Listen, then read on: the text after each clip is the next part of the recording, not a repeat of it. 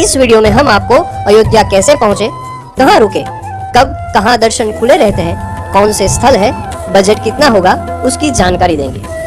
क्या आपको पता है अयोध्या में लता मंगेशकर चौक कहां पर स्थित है? अगर आपको पता है तो कमेंट जरूर कीजिएगा और इसका जवाब भी आपको वीडियो में भी मिल जाएगा। अहमदाबाद से हफ्ते में रोज एक ट्रेन आपको ले जाएगी अयोध्या, जो कि 2 साबरमती एक्सप्रेस ट्रेन है, जिसकी जानकारी आपको स्क्रीन पर दे दी गई है। ट्रेन रोज रात को 11:10 पर कालूपुर स्टेशन से निकलती है और 1400 किलोमीटर की यात्रा के बाद अयोध्या धाम जंक्शन पहुंचेगी। ट्रेन की टिकट 600 रुपए है स्लीपर क्लास के लिए और बाकी के मूल्य स्क्रीन पर दे दिए गए हैं। तो अहमदाबाद से निकल के करीबन 1 दिन 5 घंटे और 30 मिनट के सफर के बाद पहुंच जाइए अयोध्या धाम जंक्शन पर। बोलो सियावर रामचंद्र की जय। अयोध्या धाम पहुंचकर अब आप ई रिक्शा कर लीजिए, जो आपको 30 या 40 रुपए में अयोध्या मंदिर के नजदीकी धर्मशाला तक पहुंचा देगी, जिसकी बुकिंग आप yatraधाम.org के माध्यम से कर सकते हैं। यहाँ आपको 1000 या 1200 तक कमरे मिल जाएंगे। तो चलिए धर्मशाला में विश्राम करके निकल जाइए सरयू घाट की ओर, जहां आप स्नान कर लीजिए। भक्त राम मंदिर में जाने से पहले यहाँ पवित्र स्नान करते हैं। स्नान करने के बाद निकल जाइए हनुमानगढ़ी की ओर, जहां आप सरयू घाट से 10 रुपए में ई रिक्शा की मदद से पहुंच सकते हैं। यहाँ पर हनुमान जी बाल स्वरूप में है। इस जगह की मान्यता है कि राम मंदिर जाने से पहले आपको यहाँ हनुमान जी की आज्ञा लेनी पड़ती है। यहाँ दर्शन करने के बाद अयोध्या की गलियों में से होते हुए पहुँच जाइए श्री राम जन्मभूमि मंदिर। यहाँ आपको अपने जूते, चप्पल और मोबाइल इत्यादि लॉकर में रखना पड़ेगा। मंदिर में दर्शन का समय सुबह 7 से 11:30 बजे तक और दोपहर 2 बजे से शाम के 7 बजे तक का रहता है। यहाँ श्रृंगार आरती सुबह 6:30 बजे, 12 बजे भोग आरती और संध्या आरती 7:30 बजे होती है।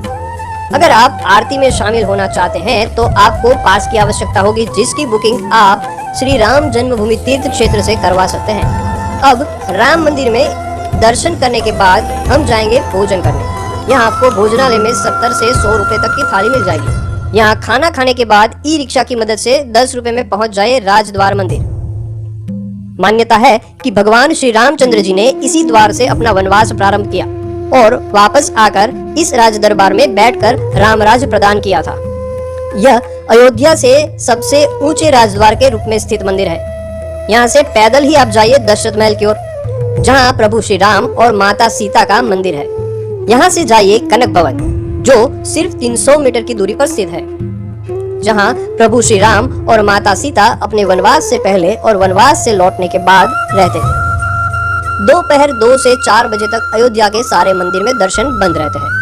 विश्राम करने के बाद शाम को निकल जाइए जानकी महल ट्रस्ट मंदिर की ओर, जो माता जानकी का एकमात्र मंदिर है। यहाँ माता जानकी और प्रभु श्री राम के साथ साथ हनुमान जी और गणपति जी का भी मंदिर स्थित है। अब यहाँ से निकल जाइए सरयू घाट की ओर, जहाँ रास्ते में नया घाट चौक पर आपको दिखेगी खूबसूरत बड़ी सी वीणा, जो लता मंगेशकर को समर्पित है।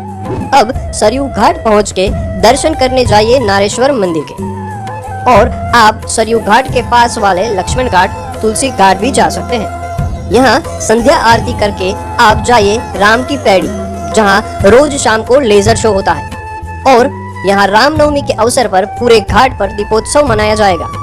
लेजर शो का आनंद लेने के बाद नजदीकी भोजनालय में भोजन करके चले जाइए अपने आवास में विश्राम करने।